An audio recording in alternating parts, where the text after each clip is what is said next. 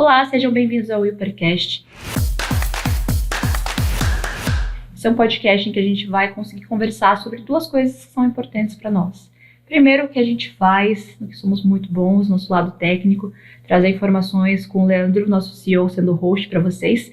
E uma outra versão em que a gente vai conversar um pouquinho sobre as nossas causas, nossa forma de ver o mundo, em que a gente vai usar a Hyper como uma forma de compartilhar conhecimentos, de reunir vozes, de convidar pessoas para trazer para vocês coisas diferentes, formas de pensar e perspectivas sobre o mundo. Nesse mês de setembro, muito se fala sobre o Setembro Amarelo, uma das grandes pautas, e para muito além do marketing, a gente escolheu viver e falar sobre o Setembro Amarelo. Então, escolhemos esse mês para trazer um pouquinho da nossa perspectiva e unir com uma das nossas causas, uma bandeira. Sazonalmente, nós intercalamos os nossos assuntos internamente e, para levar para o mundo, a gente escolheu seguir o nosso mesmo calendário e a gente fala sobre a nossa causa LGBTQIA+. Então, nesse podcast, a gente vai conversar um pouquinho sobre como é ser LGBTQIA+, em um mês de Setembro Amarelo, e desafios que a gente enfrentou enquanto pessoas LGBT. E como convidados, vou deixar o pessoal se apresentar, falar um pouquinho sobre vocês, só para que o pessoal conheça. Pode ser? Eu sou o Alex, eu faço parte aqui da equipe da Hyper, de institucional, e eu sou um cara trans. Melanie, que sua vez. Eu sou a Nicole, eu sou coordenadora de criação aqui dentro da Hyper e eu sou uma pessoa bissexual. Eu sou o Léo, eu sou Fumídia aqui na Hyper e eu sou um cara gay. E eu sou a Bruna, sou gerente do nosso núcleo orgânico e também sou uma mulher bissexual. E é com essas pessoas que a gente vai ter a conversa, sintam-se convidados para interagir com a gente. O podcast vai ser vinculado no YouTube, vai ser vinculado em outras plataformas também, a gente vai deixar esses links mais fáceis e acessíveis para vocês. E a gente convida vocês para opinarem, dizerem como a gente pode fazer isso ser mais interativo, mais gostoso, mais legal, mas sintam-se convidados para uma roda de conversa. A conversa de hoje, sem um brinco, é uma daquelas pautas que a gente gostaria de não ter que falar, na verdade. Acho que não é confortável para ninguém fazer parte do universo LGBT e ser questionado sobre como foi nosso processo de descoberta, sobre aonde dói, aonde machuca. Acho que todo mundo que é LGBT está um pouco cansado disso. Mas se nós, que somos nós e que sofremos muitas coisas dentro da comunidade, estamos cansados, acho que é importante que a gente tenha um espaço onde a gente pode falar sobre isso. E a nossa tentativa hoje é de conduzir essa conversa, trazendo pontos para compartilhar nossas histórias, falar sobre os nossos aprendizados no meio de tudo isso e tentar, de certa forma, humanizar o que a gente passa e mostrar que, às vezes, é uma forma de se espelhar, é um caminho para não seguir.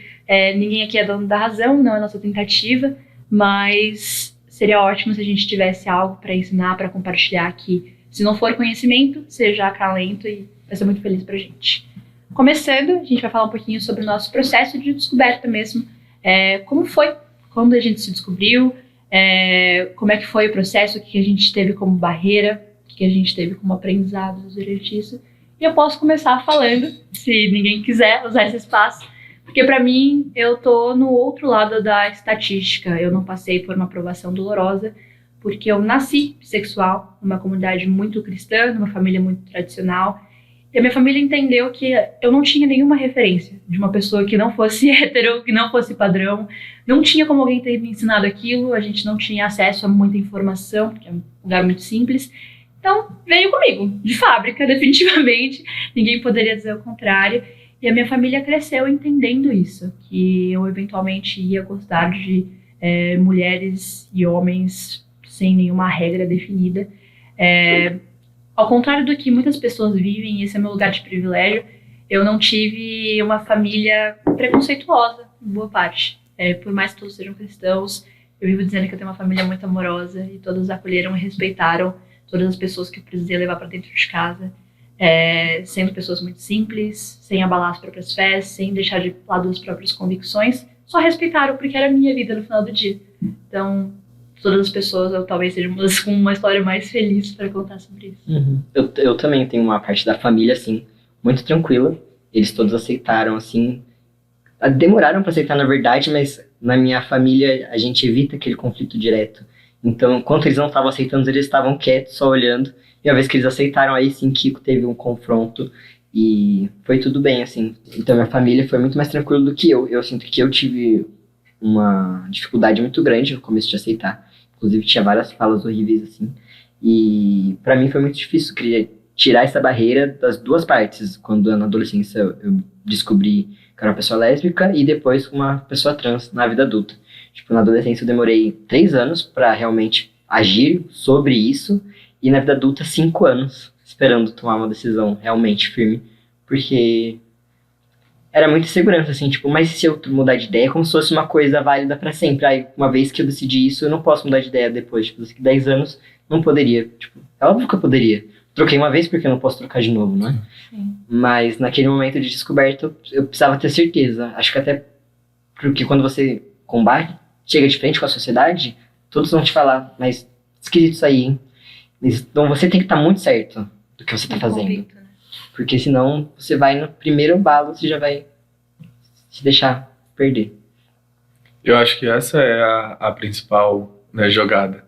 Porque, na realidade, pra mim e na minha concepção, a partir do momento em que eu estive confortável e feliz com quem eu realmente era, pra mim o resto era indiferente. O que os outros falavam ou deixavam de falar. E aí, por mais que em muitos casos, né, a gente tenha, infelizmente, em alguns casos, um ambiente acolhedor, no qual a família acolhe de uma melhor maneira, a família ampara, mesmo assim o processo interno ele é muito doído, porque isso foge do nosso controle. O externo, a vida em comunidade, ela ainda é preconceituosa muitas vezes, e isso pra gente, isso nos ofusca, né?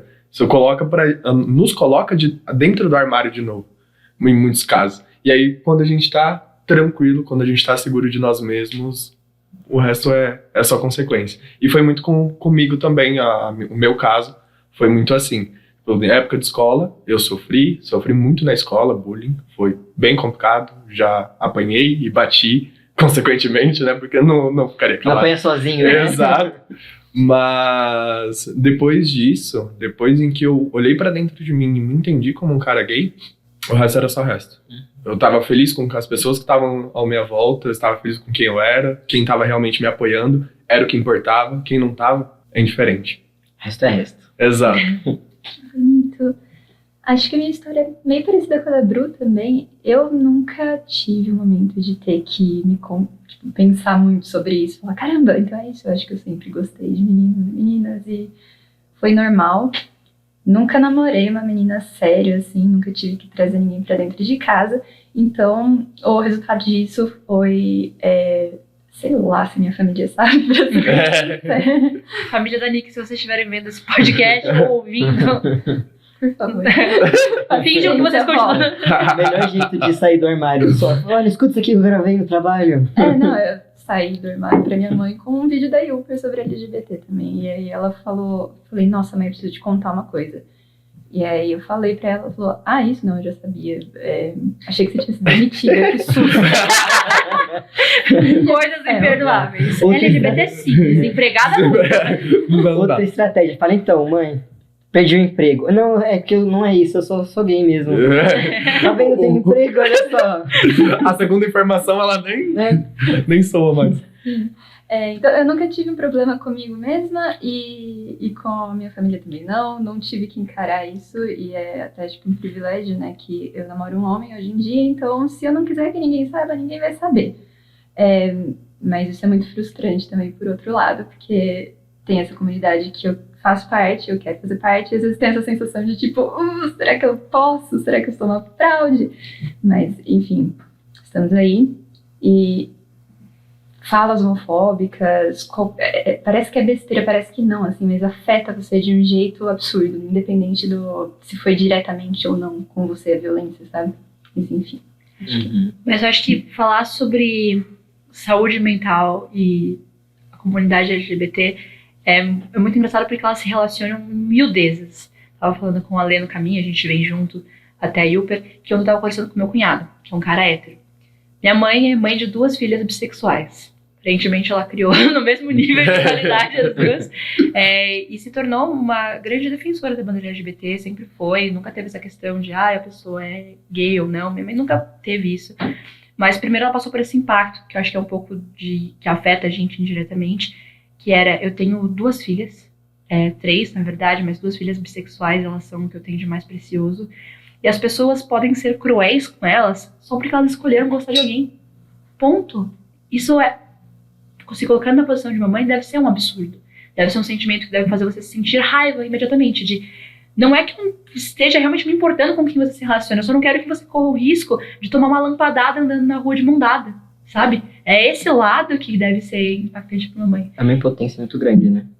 Exato. E do outro lado, não é nem sobre a violência que a gente sofre, é sobre o que as pessoas não compreenderem a comunidade LGBT causa. Meu cunhado estava falando que foi a primeira vez que ele se relacionou com uma mulher bissexual. E isso fazia com que ele se sentisse 2 vezes mais inseguro. Porque ela podia gostar de mulheres também. Não é só homens que fazem parte da concorrência, mulheres também. Então, o número de vezes é maior. E ontem eu estava conversando que quando a gente é LGBT, a gente só ou responde uma pergunta a mais ou uma a menos. Basicamente, nada muda. Então, quando eu sou bissexual, eu só falo: você gosta de pessoas? Sim. De qualquer pessoa. Independente.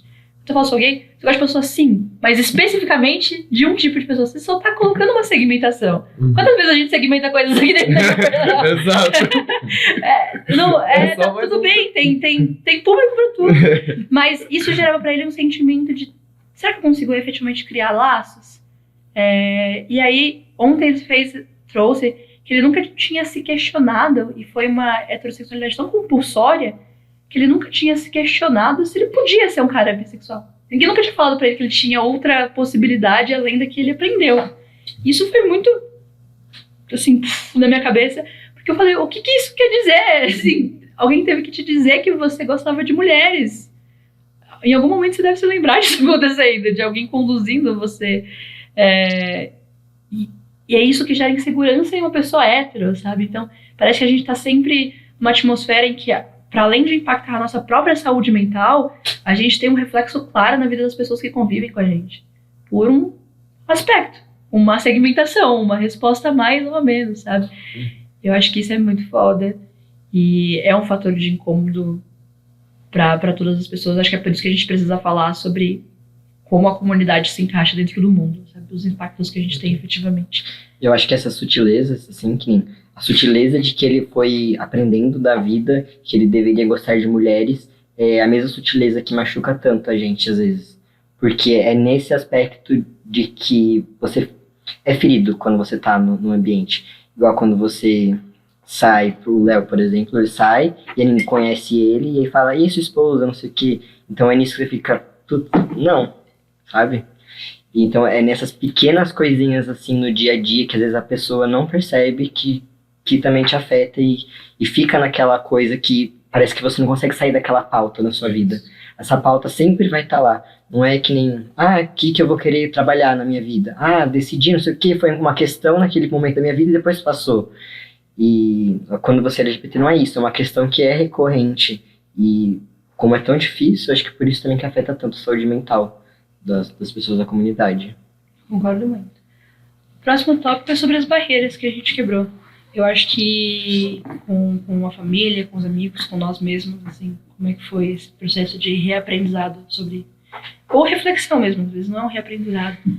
Mas um exemplo é isso, assim, vejo a família, e todos nós provavelmente, que tem a questão de você estar num ambiente de família, você é uma pessoa solteira, imediatamente vem e os namoradinhos? E aí eu sempre fiz questão do climão. De corrigir e falar: nhas. Não, o que você tá falando? Namoradinhas. Prefiro mulheres. E aí ver todo mundo com a cara no chão. Falar: aprenda a não fazer perguntas desconfortáveis. Eu adoro climão. Eu sou uma grande fã do climão. Assim, eu acho que toda oportunidade... Às vezes eu fico esperando, que é aquele meme do... Passava metade do meu tempo falando sobre como rebater homofóbicos e a outra metade do tempo torcendo para que as pessoas fossem homofóbicas para que eu rebatesse os homofóbicos. É um pouco do que eu vi. Eu adoro ver a oportunidade de vir e falar: você não levantou assim, né? Tão simples. Pra eu poder ser ignorante com você construir a visão de que LGBT é raivoso. Poxa, você não colabora com o meu lado. Acho que a gente tá precisando disso pra melhorar essa segunda-feira. Acho que é esse clima que a gente tá faltando. Faltou mais energia caótica hoje, assim. Mas eu acho que isso é muito legal quando a gente para pra pensar, que é a carga mental que se tem por ser LGBT, você se apauta. Tipo, de tantas coisas que você poderia sentar numa mesa com a sua família pra refletir, você vai falar sobre essa, sabe? E aí eu acho que quando a gente fala sobre quebrar barreiras, às vezes é esse momento. é olhar para as pessoas e perguntar, tá, mas e daí? Por que eu sou o assunto? Quando em algum momento fizeram da sua sexualidade o assunto de qualquer roda de conversa? Nunca. Porque você escolheu seguir um caminho que disseram em algum momento que era certo. Caramba, deve ser um baita privilégio.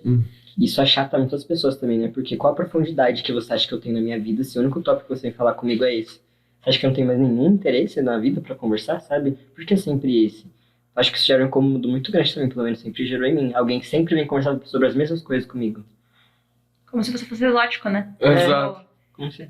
Tudo bem a gente ser uma rede de apoio, é legal que a gente esteja confortável pra falar sobre todos os aspectos das nossas orientações sexuais, Sim. mas assim, só eu não posso vir ser uma mulher que vai sentar no podcast. Não que isso faça da gente hipócrita, eu acho que é importante a gente realmente pensar. E a gente vai ter muitos outros ambientes pra conversar sobre outras pautas, mas por que é esperado que eu fale sobre isso? Sabe? Eu sou uma mulher pessoal, mas sei lá, eu sei falar sobre tantas outras coisas. Esse incômodo de ser a pauta, de ser o centro, sabe? De ser anormal. E é por isso que às vezes a gente só precisa se retirar do foco também. Eu não vou te responder essa pergunta. Aprenda por outra via. Tem tanta informação na internet, bota um vídeo no YouTube.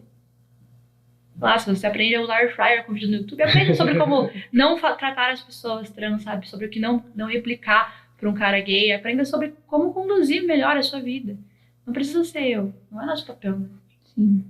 Nossa, mas o que vocês falaram tem muito a ver e eu nunca tinha parado pra pensar realmente com esse olhar, sabe? De que literalmente é sempre a mesma pauta e eu não tenho mais nada a acrescentar, né? Como se eu não tivesse, no caso, a não ser frente à minha sexualidade.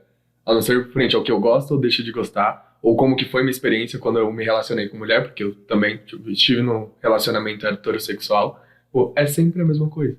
E eu acredito que, assim, diferentemente da Bru, que veio que tem uma abordagem mais ali do climão, assim, na roda da família e tudo mais, eu, em muitos aspectos, na realidade, em muitas experiências que eu tive, eu fui mais a pessoa que ouviu e mostrou depois de outra forma, assim, o que não é como é na realidade ser homossexual, como é na realidade ser um homem gay, e aí foi em muitos casos, inclusive nas minhas rodas de amigos, que, por exemplo, na minha cidade, eu era rodeado de pessoas héteros. Só. Eu era o único gay do grupo de amigos. Falei, nossa, Léo, nunca conheci um gay como você.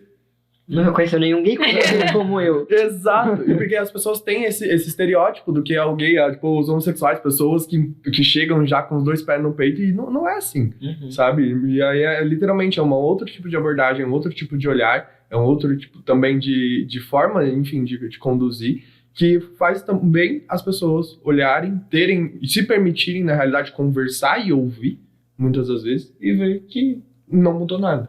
O meu gosto, minha sexualidade, não difere frente à pessoa que eu sou. Né? E sabe o que é estranho? Pelo menos eu sinto um pouco disso, às vezes, olhando pra história de outros amigos gays. Que os que menos performam feminilidade são os que as pessoas se sentem mais confortáveis pra estar. Porque é como se eles fossem mais normais, assim. Ele é mais são da cabeça. Então eu vou perguntar pra ele, sabe? Eu não vou chegar pra muitos amigos incríveis, são pessoas extraordinárias em nível de conhecimento, em nível de aplicação da comunidade LGBT, só porque é assim, a bicha, um viado que tá lá, performando feminilidade. E aí você fala, por que não? Exato. Ele vai saber se comunicar com você, não sei se você sabe. Ele é um ser humano absolutamente foda, assim. E eu acho que isso é muito foda. Tipo, eu tenho muitos amigos que são isso. É o guia, né? Só que ele é o guia que se aproxima mais do amigo que parece hétero. Então ele vai primeiro pra esse. Parece que as pessoas vêm com uma escada, né? Tipo, começa daqui e vai descendo. E olha que preconceituoso, né? Aquele é o chefão, pô. A passabilidade, né? Ela, pra muitas pessoas héteros, ela te passa uma segurança melhor, talvez, pra se aproximar. Né? E quando as pessoas que passam maior ali, tipo, feminilidade, tem uma outra tipo de abordagem e tudo mais, tem mais um receio. E foi literalmente isso. Eu ouvi, na realidade, muito desse argumento com a minha comunidade de amigos, com a minha roda de amigos. Pai, porque você não parece gay. É porque você não se comporta como um gay. Putz, calma lá, o que é se comportar como um gay pra você? Você queria que eu fizesse? Eu chegasse dando um beijão na sua boca? Com salto 15? Não que não, eu adoraria, inclusive. Sabe? E aí é literalmente essas pessoas, né, enfim, as pessoas trans, as pessoas drags, que transformam, passam totalmente ali a sua feminilidade, que é graças a elas hoje que a gente pode viver livremente, a gente pode ser quem nós literalmente somos, porque elas que vieram primeiro. Elas que chegaram com os 2 pés na porta e falaram, estamos aqui, né, nos respeite, enfim. De certa forma, não em frente, né? Tipo, eu vim pra brigar. Eu vou pra brigar, assim. Eu vou até o final, eu não vale tudo. Porque, às vezes, se não forem essas pessoas que são tão emblemáticas, né? Eu vejo como um exercício de coragem extremamente aplicado, assim. Porque é péssimo que a gente tenha que escolher ser corajoso pra ser quem a gente é. Mas, ao mesmo tempo, é aquele papel que alguém tem que fazer. Porque é quase que um mártir, assim, sabe? Tipo, você vai lá pra que a gente possa ser um pouquinho mais confortável, sabe? É o primeiro a fazer. E ao mesmo tempo é o que compra essa briga, é o que coloca o dedo mais profundo na ferida pra tentar resolver. E pode falar, Lê. Eu ia falar que eu acho que a gente tá falando sobre um lado muito nobre de toda essa luta, mas também muitas pessoas que tentaram não conseguiram, né? Infelizmente, não é fácil, não é simples, e mesmo pessoas que, vindo de fora, achavam que tinha sucesso nessa luta, que tinha uma comunidade de apoio grande, tinha uma visão, assim, na sociedade, era exposto, né, na sociedade, ainda assim perderam a luta e acabaram cometendo atos de suicídio, ou até mesmo problemas grandes de depressão, ansiedade, tudo mais que a gente sabe que está muito presente também, justamente porque a gente vem falando da luta e de como a gente consegue superar, mas para cada superada que a gente deu, a gente também caiu antes. É muito doido, porque tem uma estatística sobre isso, né? Fala que 67% dos jovens sentem vergonha de ter a orientação que eles têm dentro da comunidade LGBT, são 3 vezes mais suscetíveis a cometer suicídio e cometem suicídio 5 vezes mais. Então, é real, a gente tá morrendo. Sim. Dentro da comunidade trans, a expectativa de vida é de 35 anos. A expectativa de vida de um brasileiro fica ali entre 85 e 83 anos. É uma outra realidade. É 1/3 de vida que você tem para viver só porque você é trans. E não é porque você tem uma doença de saúde que você acaba que venha a falecer. Não. Você tem estatística porque sofre violência tanto por meio da saúde mental, da depressão, quanto externa que as pessoas depositam sobre você. E é muito bizarro, né? Porque toda vez que a gente vai ver alguém palestrando, trazendo esse número que não é da comunidade LGBT, o primeiro ponto que trazem é tipo, porque são mais suscetíveis a ISTs e DSTs. Explica o porquê desse número. Qual que é o outro lado que é importante? Por que você não fala que é mais suscetível porque as pessoas trans são tão marginalizadas que muitas delas recorrem à prostituição? Fala o porquê do número. Não só ele. Passa fome, assassinado na rua. De dinheiro. Qual é a proporção de pessoas trans vivendo em albergues versus pessoas trans vivendo vidas, sem nenhum afeto, nada afetando efetivamente em relação. Parece que não é muito importante a gente conseguir reconhecer esse lugar de privilégio, mas debater também de por que tem que ser um privilégio. Deveria ser um aspecto da vida comum, assim como a gente tá falando das personalidades. Exato. É um aspecto de vida comum, só que esse direito não é dado pra gente. Teve um influenciador recentemente que passou por isso, né? Foi muito frustrante para a comunidade e é um exemplo claro disso, de pegando a linha de fazer alguns podcasts, fazendo referência, tipo, estamos bem? A gente está efetivamente bem? O quanto ser bissexual afeta a saúde mental? Eu, por exemplo, o fato de ser bissexual, mesmo hoje estando num relacionamento hétero com uma Nick, não me afeta em nada. Não me afetava antes quando me envolvia com mulheres. Não era sobre sexualidade porque eu encontrei um lugar de convicção dentro disso. Não vai mudar. É o que eu sou e pronto. As pessoas com as quais eu me envolvo, o fato de elas serem pessoas boas ou ruins, terem relacionamentos saudáveis, proporcionar aquilo sendo bom ou ruim, não é porque é homem ou mulher. É porque a gente vai ter relacionamentos na vida em que, enfim, tem mulheres que só namoram homens a vida inteira que têm relacionamentos que são incríveis e relacionamentos que são muito ruins. A mesma coisa vai acontecer com mulheres. Vou ter relacionamento com mulheres que são muito bons e relacionamento com mulheres que vão ser muito ruins. Ponto. Isso indifere. Sabe? E é isso que foda, tipo, não me afeta. Não é uma pauta. Eu não sou afetada diretamente por isso. Mas isso vem do meu lugar de privilégio pra caramba. Porque eu tenho uma história dentro de casa, e falando sobre a estrutura ser a mesma, né? Eu tenho uma irmã que também é bissexual, uma irmã mais nova, e ela passou durante um tempo, mesmo tendo uma referência e sabendo que minha família me acolheu e que acolheria ela também, que ela se sentia muito mal, que ela se sentia muito triste, que ela não conseguia falar sobre aquilo, que ela não conseguia trazer pra conversa, que aquilo colocava em xeque a fé dela, sabe? E aí você olha e fala, por quê? Esse medo é dado pela sociedade, né? Assim como a heterossexualidade é dada, você não ser hétero também é dado que você vai passar por muitas dificuldades. Então, quando você se entende, você tá assumindo que você vai ter passar por perrengue na sua vida. Isso não é fácil, dá medo? Claro que tá, principalmente quando você tá adolescente, né? Se ninguém quer ter mais dificuldade do que a vida já dá, já é suficiente, a vida já é difícil. Por si só. E envolve muita coragem. Muita coragem. Porque daí foi até mesmo como a gente comentou, né? Uma coisa é a gente olhar pra dentro e nos entender, e nos respeitar, e nos amar por quem nós somos. Mas o resto, o ambiente externo, a vida em comunidade, ela foge da nossa mão.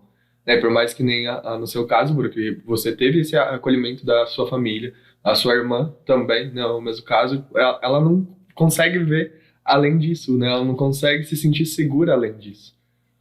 E as pessoas tiram tanto da gente o direito de fazer com que isso seja natural e ao mesmo tempo fazer com que isso não seja definitivo, porque na real, cada pessoa vai escolher o que quer na vida e pode mudar e pode se transformar a qualquer momento. A gente somos seres todos em processo, que é aterrorizante, tipo, e se eu for lá e me considerar uma mulher bissexual e depois eu descobrir que eu não sou?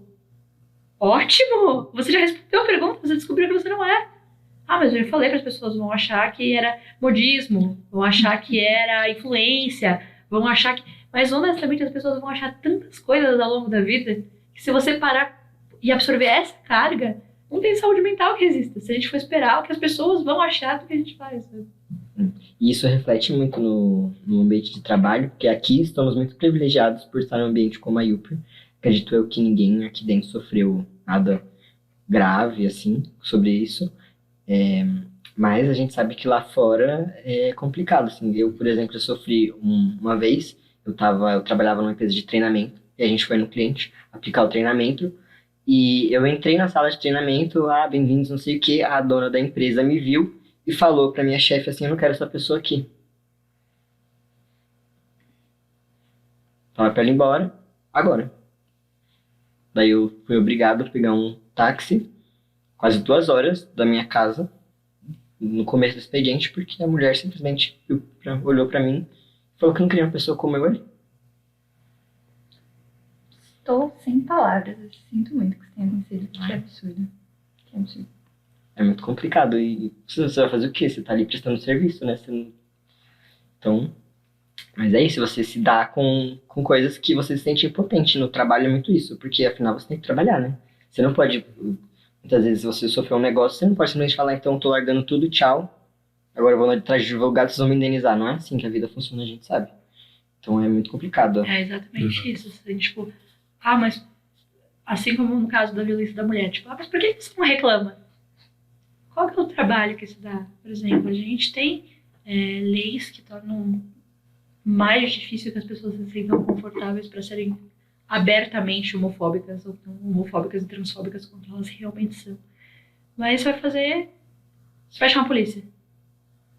Conhecendo a polícia brasileira, você acha que ela vai dar devida atenção pra isso? Você vai fazer o boletim de ocorrência e tal, mas aí você vai ter que ir atrás de advogado, não sei o que, você vai ter que provar, porque como é que o juiz vai ver e tal. É uma burocracia que tem um processo sentido. Duradouro. Um processo duradouro, custoso, que no fim pode gerar que fruto, sabe? Então muitas vezes nem a saúde mental vai valer a pena correr atrás disso, não é só xingar a mulher no bar depois. E é triste porque é ficar entre a cruz e a espada, né? Eu uso meu direito para que outras pessoas se sintam inspiradas a usar esse direito e ele se torne mais justo e efetivo no futuro, ou eu simplesmente não uso porque o gasto de tempo disso é absolutamente desponderado frente ao que eu vou ganhar. Mas, eu acredito que até tenha sido algo que te fez questionar, né? Putz, é a minha causa, eu fui ofendido de uma forma como nenhuma pessoa merece ser, e eu tô, em muitas aspas, me calando e indo embora pra minha casa. né? Mas, assim, ninguém tá no direito, por exemplo, de apontar e falar, não, você tinha que ter brigado, você tinha que ter apontado o dedo na cara da moça e falado que não, né, pra ela te respeitar, que não era assim que você ia ficar lá. Ninguém tá no seu lugar, e é literalmente o que a Bru falou, é estar entre a cruz e a espada.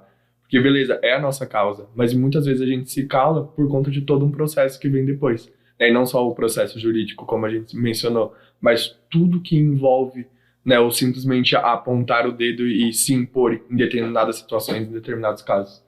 E isso é muito doido, porque eu passei por um caso semelhante, mas daquelas nuances, sabe? Daqueles pequenos detalhes que provam o quanto a gente é absolutamente homofóbico. Eu era educadora, dava aula, e uma das minhas matérias que eu lecionava era técnica de redação. E para aprender a fazer uma redação, principalmente acadêmica, você aprende a argumentação.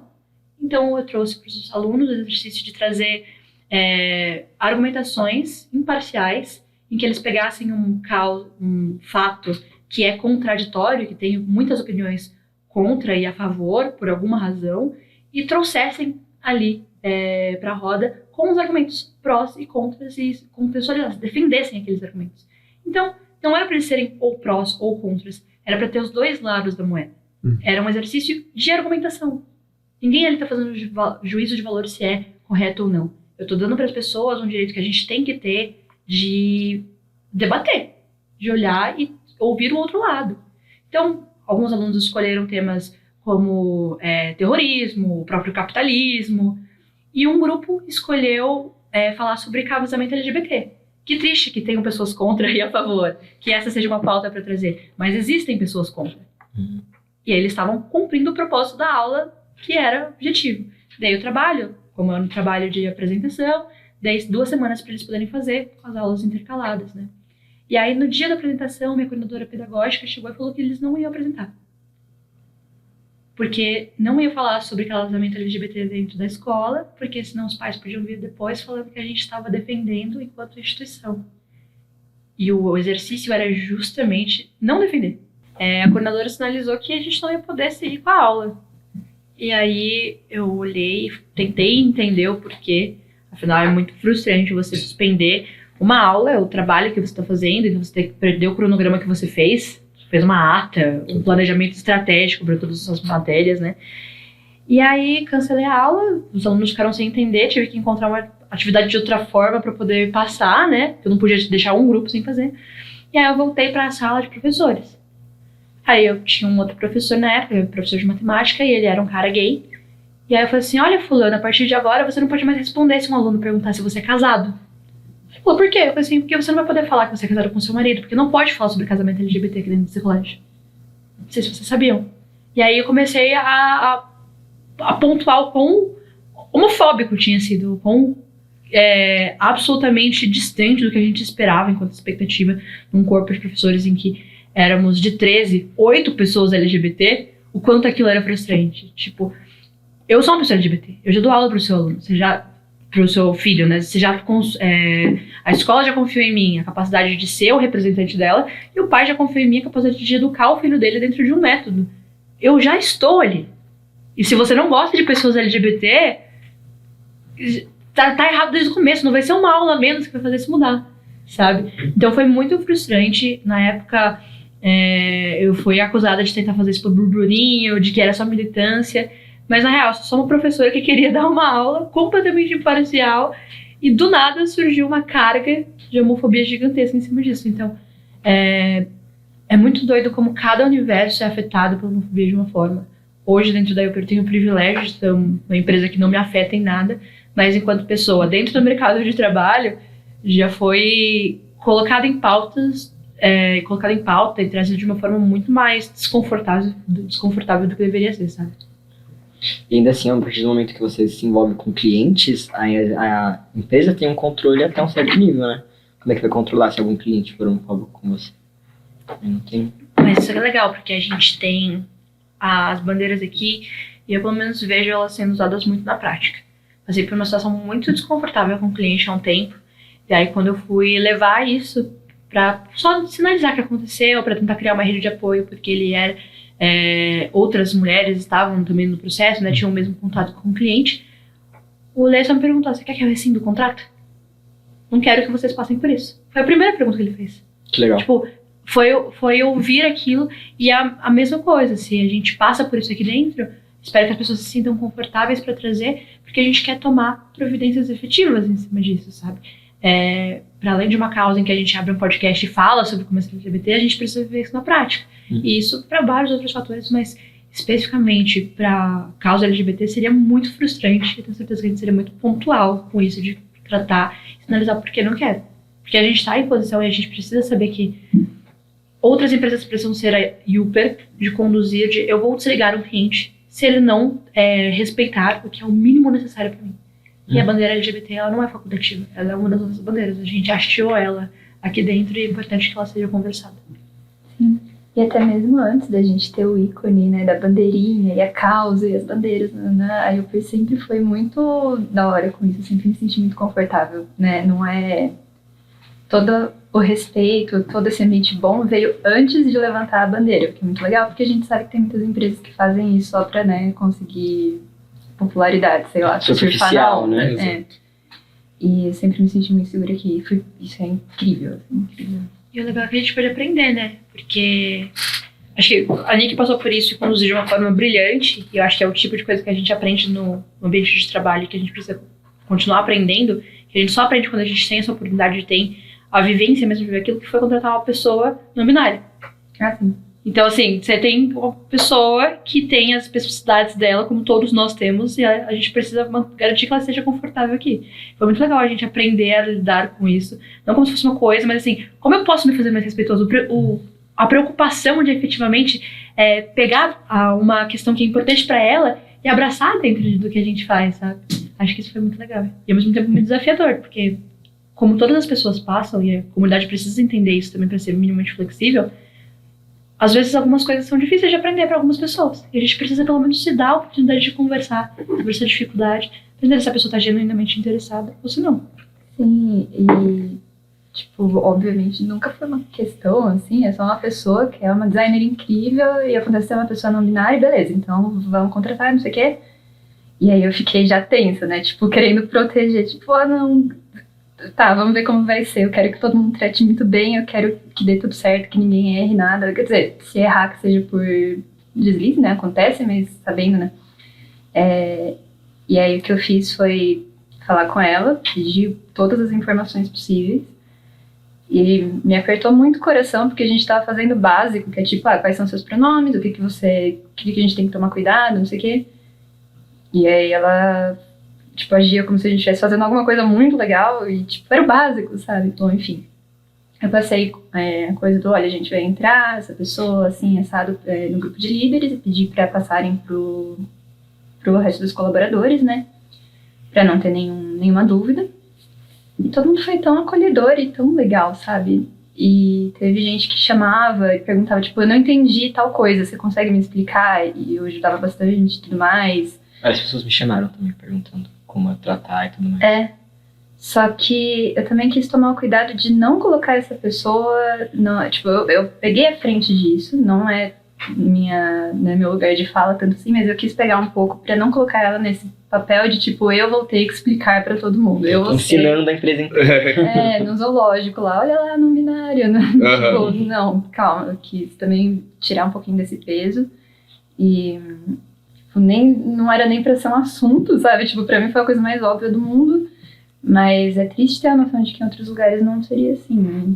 Enfim, eu acho que isso é uma coisa que a gente tem que pensar também. É mais uma carga na gente. A gente, se quiser, sei lá, ir pra outra empresa, a gente não pode simplesmente decidir assim, eu quero essa porque, sei lá, tem bons benefícios. Você tem que pensar de como são as pessoas lá dentro, como eu seria tratado lá dentro. Será que eu teria chance? Será que eu teria que fingir que eu não sou quem eu sou? Será que... Enfim. Qualidade de vida, né? Muitas vezes o emprego não tem só a ver com o seu salário, mas tem uma série de questões que é a sua qualidade de vida e sua saúde mental mesmo. Exato. E como parte da comunidade, né, estar em um lugar de trabalho que a gente se sente acolhido, respeitado e valorizado por quem a gente realmente é, putz, isso conta muito mais do que qualquer outra condição ou benefício, enfim, que pode ser ofertado. Para mim, transpassa hoje, e é o caso do que a gente está criando dentro da Uber, e tem muitas ramificações para evoluir ainda, mas outras empresas também estão tomando esse mesmo cuidado, porque a gente tem hoje empresas no mercado que um dos benefícios é se você entra e você é uma pessoa trans, a gente paga a retificação do teu nome. Você tem o direito de conquistar e a gente vai fazer esse processo para que aqui dentro a gente vai ter que passar por uma série de processos administrativos em que vamos se usar o seu nome morto se você não tiver feito a retificação da forma correta. Como eu posso efetivamente ajudar? Eu vou fornecer isso como um benefício. Alô, benefícios de UP. É uma das coisas que eu já levei pra gente poder ter. E isso foi extraordinário quando eu vi. E aí você pensa que é uma coisa muito pequena, sabe? Porque é uma coisa que vai impactar a empresa, que vai impactar o colaborador. E é o nosso papel enquanto pessoas do mercado de trabalho fazer isso, que é eu ouvi isso, ouvindo sobre o mercado, e levei pra minha empresa de, talvez não seja um plano pra gente fazer agora, mas coloquem isso no radar, porque faz parte do que a gente escolheu defender.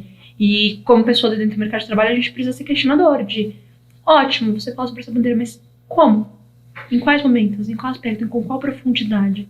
E eu acho que é isso que é ser LGBT dentro do mercado de trabalho. Não é só ser o lugar onde as pessoas buscam informação e falam sobre as coisas e lutam para serem respeitadas. Como eu pressiono as instituições que eu tenho como contato para que elas evoluam nesse sentido, sabe?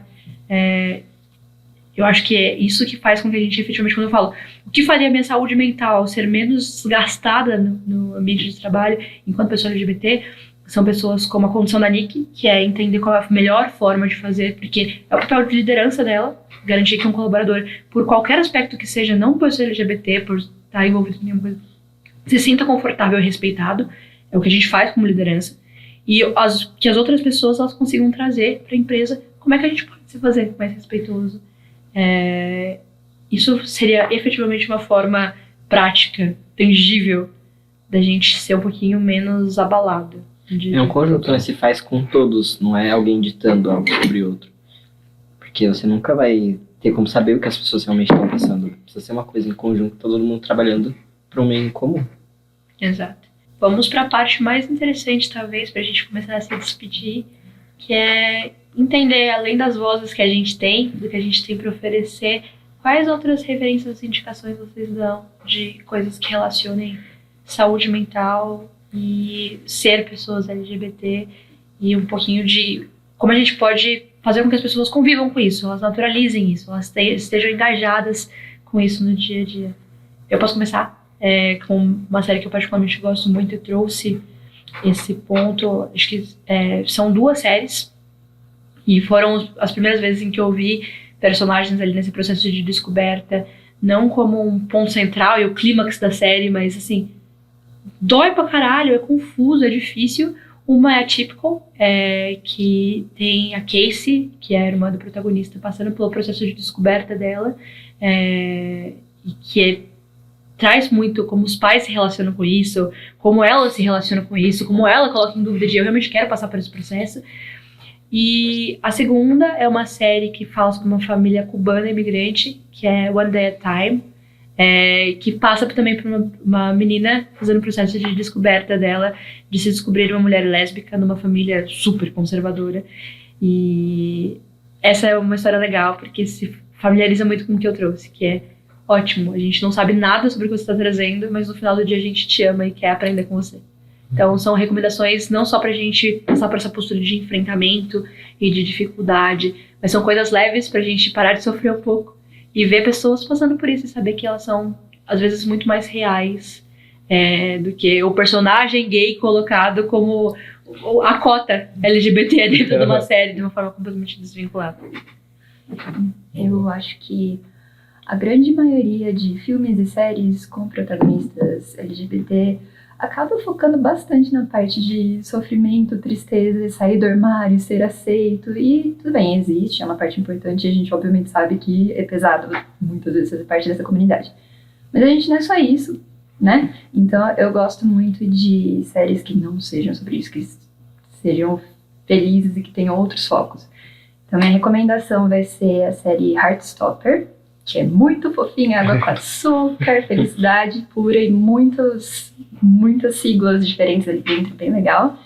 E eu vou recomendar também um desenho animado chamado She-Ra, As Princesas do Poder, que é muita felicidade, fofura e pra gente ficar feliz, né? Que é importante ficar feliz. Total. Eu também tenho 2 recomendações. para dar. Uma é de um reality show, praticamente, e uma outra é nesse âmbito de podcast. Falando um pouquinho de vivência, né, e de experiências, para quem gosta principalmente de, enfim, apresentação de dança e tudo mais, é Legendary, que é uma série muito boa e muito incrível, que mostra um pouquinho da cena ballroom, da galera lá dos Estados Unidos, e eles contam as experiências deles, as vivências deles enquanto homens trans, enquanto homens gays, enquanto mulheres trans, dentro de uma comunidade, né, LGBT, enfim, vivendo em sociedade. E é muito interessante porque, obviamente, além do espetáculo, que é as apresentações deles, tem muita história, tem muita experiência, e é a partir desse momento que a gente começa também a olhar com uma outra visão, de um outro ponto de vista, e começa a evoluir também, ter um outro pensamento a respeito da nossa comunidade.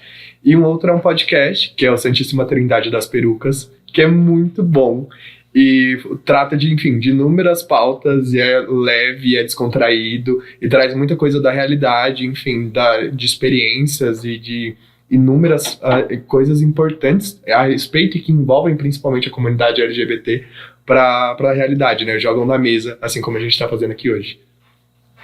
Eu vou recomendar uma série e vou fazer um levantamento, assim, de que quem não tem contato com nada desse tipo, procura realmente na internet, assim, tem muito influenciador que a gente acompanha, que falam desses tópicos, mas não só disso, tem muito influenciador. Eu sigo um que chama Lucas Najar, que ele fala muito sobre moda, sobre a gravações de vídeos, audiovisual, e ele é um cara trans. A pauta principal dele já foi isso, mas hoje em dia não é. Então é muito legal ver uma pessoa no dia a dia ali, que de vez em quando vai soltar uma informação, você vai captar e tudo mais, mas também tem uma série de outras coisas que ele fala. Você não precisa só ir atrás de gente que fala disso, mesmo tendo pessoas incríveis que têm esse tópico principal e falam apenas desse assunto também. Mas a série que eu vou recomendar é também super fofinha, assim, ótima para levantar as travas, tô sentindo meio mal, Queer Eye, e lançou o Queer Eye Brasil esse mês. Incrível, maravilhoso, tipo, você chora, você fica, nossa gente, por favor, vem aqui. Nossa, é incrível, é muito bom. E esse do Brasil especialmente, ele sempre tem uma pegada muito de ajudar as pessoas, mas esse eles fizeram um trabalho fenomenal. Assim, a primeira temporada está disponível na Netflix. E Netflix paga nós. Eu chorei episódio atrás de episódio com Queer Eye, não tem como. Sim. Não tem como. É muito é bom. muito bom. Excelente. Quero assistir. Sim, com muitas recomendações incríveis pra gente ver. Acho que esse podcast um dia vai se tornar um react de episódios de Queer Eye, porque Nossa, Seria a incrível. gente, todo mundo chorando, conteúdo de altíssima qualidade pra vocês. Mas esse conteúdo que a gente grava hoje vai estar disponível no YouTube, vai estar disponível em algumas plataformas de áudio. Então, consumam da forma que for mais confortável para vocês e devolvam pra gente quais foram coisas que vocês nunca tinham pensado. A gente já teve uma pausa nesse podcast que a gente trouxe aqui qual foi a nossa expectativa dessa troca. Seria maravilhoso dividir com vocês. E muitas outras coisas vão vir aí pela frente pra gente poder falar sobre o que nos incomoda, o que nos importa, com convidados mudando, com pautas mudando e com vocês sempre sendo nossos convidados a debater e informar pra gente o que mais a gente poderia trazer nessa conversa que é feita absolutamente sob demanda e com muito carinho. Então, obrigada pela companhia hoje, obrigada pela companhia a vocês, gente. Obrigada pelo aprendizado que está sendo a gente poder construir algo. A gente é novo nisso, a gente vai aprender cada vez mais a cada novo episódio, mas foi ótimo começar essa primeira leva de um formato novo e oficial com vocês. Eu que agradeço gente. pelo convite. Obrigada, pessoal. Muito bom. Foi ótimo. Aê, Depois do